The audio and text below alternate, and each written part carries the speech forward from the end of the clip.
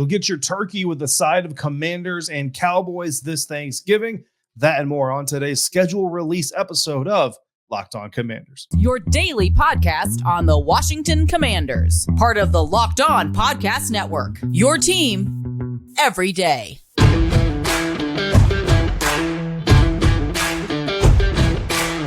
Welcome in, Commanders fans, of the Locked On Commanders podcast, part of the Locked On Podcast Network, your team every day. This is your daily podcast covering the Washington Commanders. Please subscribe or follow for free on YouTube or wherever you listen to your podcast so you always get the latest episodes when they drop. I'm David Harrison, credentialed member of the media covering your Washington Commanders for Commander Country, a part of Sports Illustrated's FanNation. You can find me there, here, or on Twitter at dharrison82 or text me anytime at 202-760-2644. And now you can find Locked On Commanders and the entire Locked On Network on the SiriusXM app. Thanks for making Locked On Commanders your first listen or review today and every day. And a special thanks to all the everydayers out there coming through 5 days a week. The NFL schedule released Thursday night, and now we have official confirmation the Washington Commanders will play their first Thanksgiving game under their new name this year in Dallas. Now, the Washington Commanders, or the Washington franchise by multiple names, as we know over the years, have played 5 games in Dallas on Thanksgiving Day or 5 games rather, since 2002. Now, in those games, the Washington Commanders have only won 2 of those 5 games, but they've won both of those games in a pretty impressive fashion. Going back to November 26th of 2020, Washington defeated the Dallas Cowboys 41-16 behind an amazing effort by running back Antonio Gibson, who had 3 rushing touchdowns on the game. Montez Sweat kind of put the dagger in with a pick 6 himself. Logan Thomas completed a 28-yard pass, also caught a touchdown pass. Of course, Andy Dalton was the quarterback for the Dallas Cowboys as Dak Prescott had been injured. That all led to eventually the Washington football team at the time, right, winning the division and famously, as Ron Rivera said, playing with house money, nearly upsetting the eventual Super Bowl champion Tampa Bay Buccaneers in FedEx Field. Before that game, you go back to November 22nd of 2018, where the Cowboys defeated Washington 31-23. Amari Cooper had 2 touchdown catches in that game of 40-plus yards. So 40 yards or more twice, victimizing Washington for touchdowns. Vernon Davis actually had a 53-yard touchdown catch, and Washington quarterback Colt McCoy threw for 268 yards, 2 touchdowns, and 3 interceptions. Third game back, 2016, November 24th, the Cowboys won that game as well, 31-26. Deshaun Jackson made a 67-yard touchdown reception. Kirk Cousins threw for 449 yards and 3 touchdowns in the loss. That's a brutal stat line to come in a loss. And Washington had 2 red zone drives that both resulted in field goals in the first half. Look, you lose by 5 points and you left a good amount of points on the field in those drives. That's kind of how it happens. You have to go back to 2012, November 22nd of 2012, for the last Washington win before that 2020 win. That was a 38-31 victory in Robert Griffin III's rookie season. His first TD, or the first TD of the game, rather, was a 60-yard pass from RG3 to Aldrick Robinson. 3 touchdown passes on the day by RG3 of 20-plus yards, so 20 yards or more. Threw for 304 total yards, 4 touchdowns, 1 interception. A great debut for Robert Griffin III in the Washington-Dallas rivalry. November 28, 2002, which ironically enough, just after the 2nd anniversary of my enlistment in the Army, I was like 19 years old or 20 years old maybe by then, depending on the math. Yeah, I was 20 years old. Dallas won that game 27-20.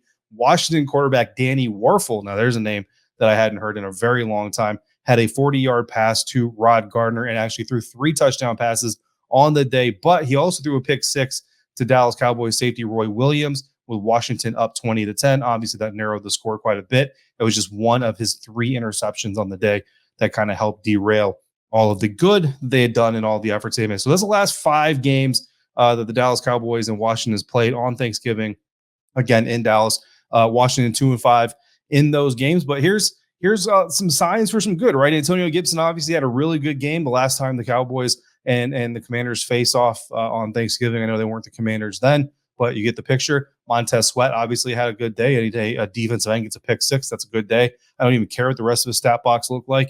And you go the time before that, you had a first-year starting quarterback. Now, I know Sam Howell's not a rookie, RG3 was a rookie, but RG3 was in his first year as a starting quarterback for Washington. Sam Howell's in his first year as a starting quarterback for Washington. So there's some correlation there. So I don't think it's too early to predict that Antonio Gibson will have 3 rushing touchdowns, Montez Sweat will have a pick 6, and Sam Howell will have 3 passing touchdowns. So that's 7 touchdowns by my count. So as long as Jack Del Rio's defense does what they need to do, Washington should come out with a win in that game.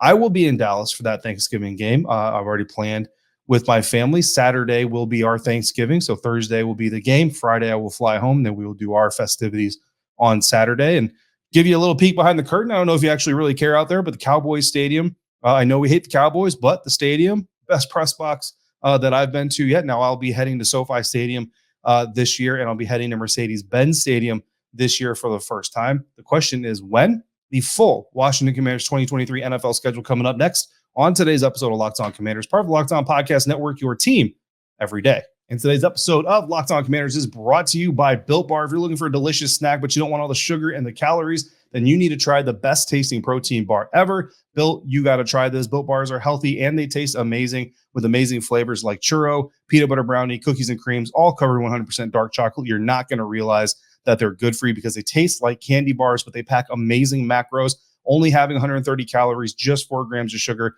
while packing 17 grams of protein. You can get them at your local Walmart or your local Sam's Club, and you can also get your specialty flavors at Built.com. Go to the pharmacy section to find cookies and cream bar, double chocolate bar, or coconut puffs. And at Sam's Club, you can find yourself brownie batter puff and churro puff. And at Built.com right now, you can get in on the return of chocolate peanut butter and chocolate coconut granola bars. Again, that's Built.com. Built Bars, built different. You got to try this.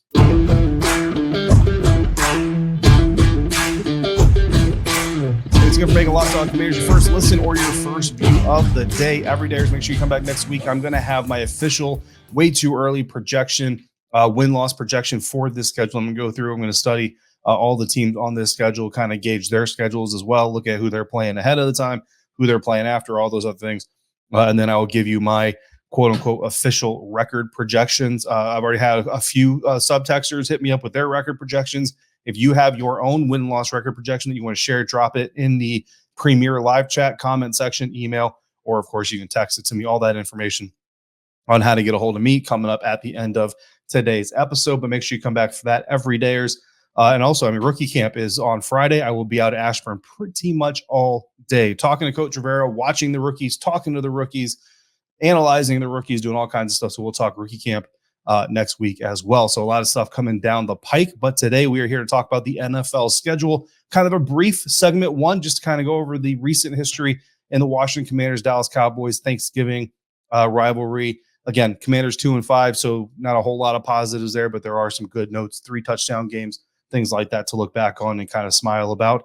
Hopefully we can get a new good chapter in that rivalry coming up this year. But of course, that's just one game of many. And let's look at the Washington Commanders regular season schedule, starting off with the entire schedule. The Washington Commanders will start off the season at home against the Arizona Cardinals on September 10th, 2023, 1 p.m. Eastern time. That game will be broadcast on Fox. And then September 17th, week 2, we will be in Denver for the Washington Commanders game against the Denver Broncos. Russell Wilson welcoming in the team that he could have joined, but decided not to join. And we'll see how that goes down. 4:25 p.m. Eastern on CBS. September 24th, back home in FedEx against the Buffalo Bills. Josh Allen bringing his squad in, 1 p.m. Eastern on CBS.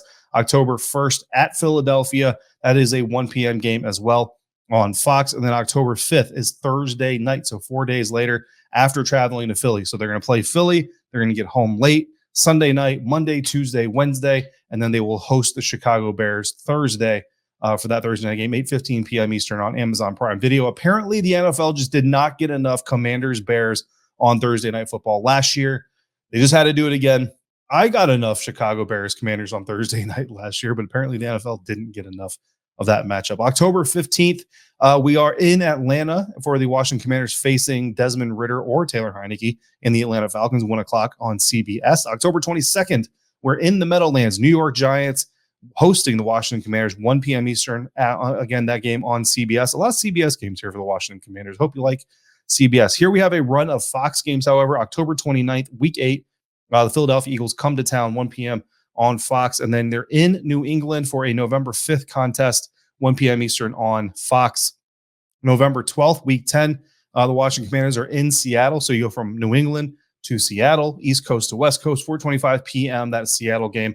That is on Fox. November 19th, week 11, you're at home against the New York Giants, 1 p.m. Eastern on Fox. November 23rd, that is the Thanksgiving matchup in week 12 at Dallas Cowboys, 4:30 p.m. Eastern on CBS. When I did my schedule projection, I accidentally inadvertently, whatever you want to call it, I said that was the week 11 matchup. Obviously, I can't count my weeks correctly. So I got the game right. I just didn't get the week right. So I don't know if you want to call that a win or a loss. Week 13, December 3rd, 2023, the Miami Dolphins come to town, 1 p.m. Eastern. And if you think we've rattled off a lot of games, because we have 13 weeks in without a break, but week 14, the Washington Commanders get their bye week. The second week of December is when they'll get their break. We'll talk a little bit more about that here in a minute. Week 15, December 17th, we're in Los Angeles. 4:05 p.m. kickoff on CBS. December 24th, the day before Christmas, the Commanders will be in New York again, this time to face off against the Jets, Aaron Rodgers and the Jets. That's 1 p.m. Eastern. I will not be there for that game. I will tell you that right now. December 24th is the biggest day of the Christmas holiday for my family and our traditions. Plus, my son's birthday is right around that time, so it's a pretty big stretch for our family. So I will not be in New York. I will watch the game from home, just like many of you.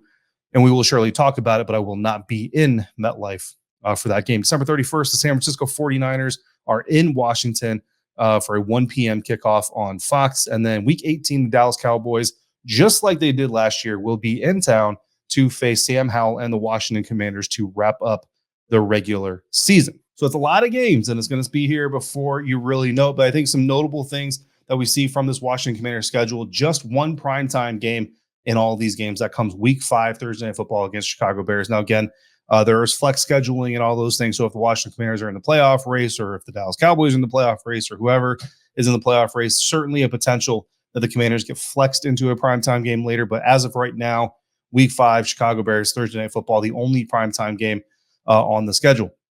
Next thing we're going to talk about, opening week. Opening week is also the home opener, week 1 against the Arizona Cardinals. Very, very interesting matchup here. I think I'm calling this the bounce back bowl, because I think when you look at this Arizona Cardinals versus Washington Commanders matchup, you've got two quarterbacks, right, who have both been really, really high, and they've both been really, really low in the eyes of public perception. When you go to Kyler Murray for the Arizona Cardinals, obviously you got Heisman Trophy stuff. You've got college careers, really great games there, number 1 overall pick type of stuff, and franchise quarterback labeling, big contract. But you also have the Call of Duty stuff, the injuries, the lack of accountability following postseason losses, all those kinds of things. So very up and down career so far for Kyler Murray. So he's obviously looking to get back up on top and looking to get a road win in week 1. Certainly would help propel his stock upwards a little bit. Now, nobody, let's be honest, the public perception of the Washington Commanders, nobody's going to throw Kyler Murray a parade if he defeats Sam Howell and the Commanders in week 1, but getting off to a winning 1-0 record would certainly help Kyler Murray in his efforts to show everybody that they're wrong about him, for those who are criticizing or doubting him. For Sam Howell, you have a guy who in college, right, was getting first-round projections all over the place, was considered a surefire first-round pick before his final year of collegiate play. Lost all of his weapons, including Commanders receiver De'Ami Brown, to the NFL. Had a fairly rough season. Really, statistically, like Coach Longo pointed out when I interviewed him after Sam Howell was drafted, if you look at Sam Howell's performance in that final season, he actually didn't have a bad year. He just didn't have as good a year as the year before. Anyway, that's water under the bridge, but it kind of just shows that, he goes from a first-round surefire thing to a fifth-round quarterback when he actually gets drafted, sits his entire rookie year, third-string quarterback for a lot of the season, second-round, or third-string quarterback for a lot of the year, second-string quarterback for a good part of it as well. Finally gets started at the end of the season, boom, ends the season on a high, defeats the Dallas Cowboys, his dad's favorite team growing up, which is interesting. And so, he's going to be looking to come in, trying to stay on top, really trying to get that win against the Arizona Cardinals. And let's be fair. One of these quarterbacks is going to beat a team and not get a whole lot of credit, right? The Arizona Cardinals don't have that great of a public perception either, but one of these quarterbacks is going to leave this game having lost to a team that doesn't have a great public perception, and people are going to really start doubting. I think Kyler Murray probably has more to lose in this game. I think if Kyler Murray loses the Washington Commanders, people start questioning him even more than they already are. If Sam Howell loses, you're going to get, new offensive coordinator. There's some new situations. This is his first game as a real starter. Yeah, there's going to be a lot of excuses kind of made. And look, I'm not saying that they wouldn't necessarily be, real or logical, but there's going to be a lot of kind of buts attached to Sam Howell if they don't beat the Cardinals in week one. But it's an interesting week one. Again, I call it the bounce back bowl. Which quarterback who's been super high but also super low is going to come in the season and get that 1-0 record. The biggest game in the first half of games, first 9 weeks, is what I'm calling the first half of the game. I know there's 9 games in the first half, 8 games in the second half, but that's how I'm dividing it up. Biggest game, and these got to be at Philadelphia, right? This team beat the Philadelphia Eagles at home last year. Monday Night Football, packed crowd. I mean, that Eagles crowd was crazy. They did it last year behind Taylor Heineke. So that's going to be a really big measuring stick game. And a lot of people are going to be looking at this. Was it right to go with Sam Howell over keeping a guy like Taylor Heineke? This is going to be a game that people are going to look to say this is why they should have or should not have done what they did. In the second half, I'm looking at that road game against the Dallas Cowboys. It's Thanksgiving. It's a part of this rivalry. It's a part of this story. It's a big deal for the NFL. It's a big deal for, obviously, the Dallas Cowboys franchise and for the Washington Commanders. If you can go in there and get that win for Sam Howell, if you can be the first-year quarterback to get a win in Dallas on Thanksgiving since RG3, certainly help catapult your stock, at least within the fan base. I don't know. We'll see what the national picture looks like for both these teams by the time we get to Thanksgiving, but certainly will help Sam Howell in the eyes of the local media and fan base as well. Final game of the season. We're talking about the Dallas Cowboys again. The Cowboys come to town to end the season, week 18, against the Washington Commanders. Hard to tell what that game is really going to stand for, how much is really going to be on the line when it comes around, because it's just difficult to really project all of these things that are going to happen. But in theory, if the Washington Commanders are in contention for a playoff spot, the Dallas Cowboys certainly expect to be in contention for a playoff spot. Could be a very big game. And I actually kind of predicted that Dallas Cowboys versus Washington Commanders in FedEx would be a bigger type of game on this schedule because of the fact that Sam Howell started his career like that. And they basically repeat it. So Chicago Bears on Thursday Night Football, that's a repeat matchup from last year. Granted, this year it's in FedEx. Last year was at Soldier Field. And then Dallas Cowboys week 18, another recycling from last year's schedule. So a couple of similarities, but overall a very interesting schedule, a very tough schedule. I went through and tried to pick out the easiest stretch and the toughest stretch, and it really kind of demonstrated how tough this schedule really is. The NFL can be all about momentum sometimes, so we're going to look at those toughest and easiest stretches on this schedule to see where maybe the Washington Commanders might hit some muddy waters, but also where they might be able to gain a little bit of momentum. It's going to be rough, but that's coming up next on today's episode of Locked On Commanders.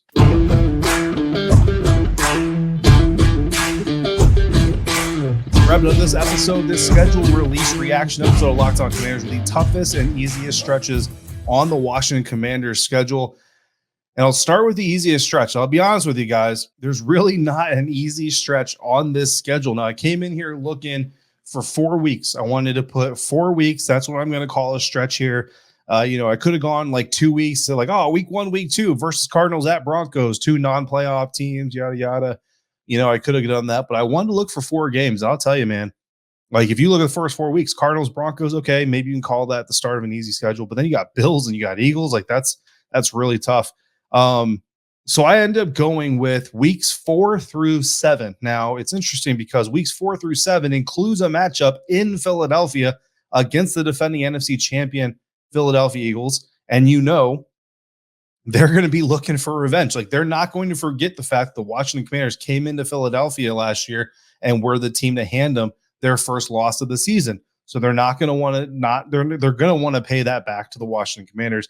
And then you got week 5 against the Bears at home on Thursday Night Football. Primetime Thursday night is always a tricky animal to deal with. Then you're on the road for 2 of these 4 games in Atlanta and in New York. Now, the reason I went with this stretch anyway, and again, there really are no just quote-unquote easy runs on this schedule, but the reason I went with this one is, I guess for a lack of a better term, your easiest stretch is because you beat the Eagles at home last year. So this team can do it. And by and large, this team is very, very similar, right? The defensive line is the same, maybe better with Chase Young being healthy and being back on that defensive line. The linebacker group, Jamin Davis is still there. Cole Holcomb, Cody Barton, we'll see what that swap out looks like. The secondary figures to have maybe gotten better. And by this time, week 4, your rookies have 3 games under their belts, along with training camp, along with preseason. Of course, we'll see what the injury situation looks like, right? But if everybody's healthy, this Commanders roster looks, by and large, better The question is really at the quarterback position, right? Sam Howell versus Taylor Heineke and all these things. But this Commanders team, for the most part, from a construction standpoint, has defeated the Philadelphia Eagles just last year in Philadelphia, so we know it can be done.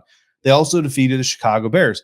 They also defeated the Atlanta Falcons, and the game in New York against the Giants was the game the Commanders tied with New York. They didn't win it, but they also didn't lose it. Remember, they lost to the Giants at home. So that's kind of the reason where I said, okay, well, these 4 games, you've at least, like last year, you went 3-0-1 against these 4 games, right? At Eagles versus Bears, Falcons, and at Giants. And I know it was in Chicago, it was at home against Atlanta, but you played the Bears, you played the Falcons, you beat them both, you beat the Eagles, and you tied against the Giants. So 3-0-1 against these 4 opponents. That's really the best logic I could give you to pick a easy, quote unquote, stretch of games for the Washington Commanders. But I think we can all agree, like, none of these games is really all that easy. I mean, the Bears, obviously we know what the Eagles can do, but the Bears, look, they've gotten a lot better. They've got upgrades on defense. They've got upgrades in the receiving core. Justin Fields figures your factors to have better weapons to work with. He's got another year of experience under his belt. So, I mean, the Chicago Bears look like an improved team. Atlanta Falcons, that's on the road, and who knows? I mean, you're talking week 6.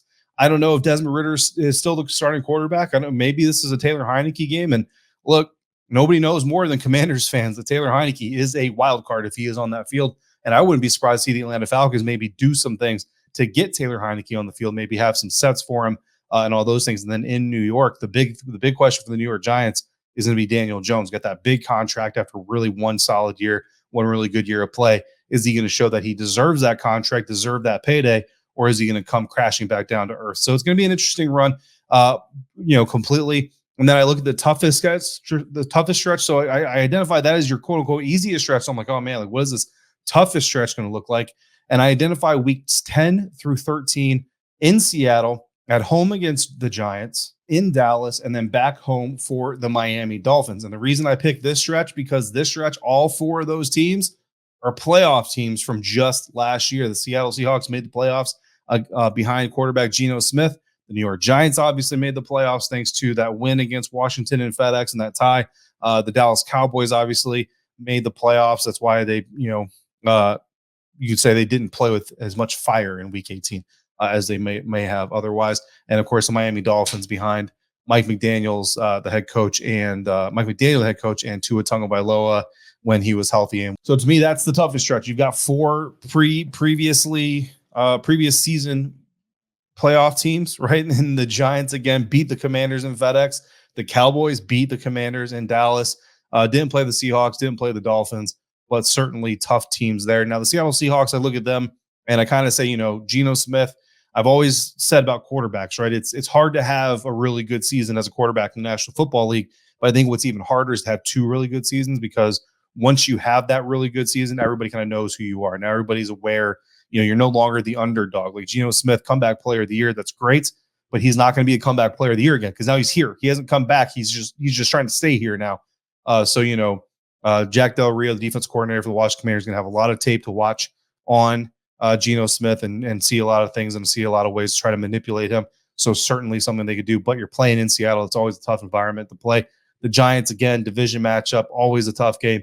In Dallas, it's really hard to win. Thanksgiving, it's even harder to win. We see the record against the Dallas Cowboys in the last 5, and the record doesn't get much better when you go beyond that. And then against the Miami Dolphins, again, it'll really depend. By week 13, is Tua Tagovailoa healthy? Is Tyreek Hill healthy? Is Jalen Waddle healthy?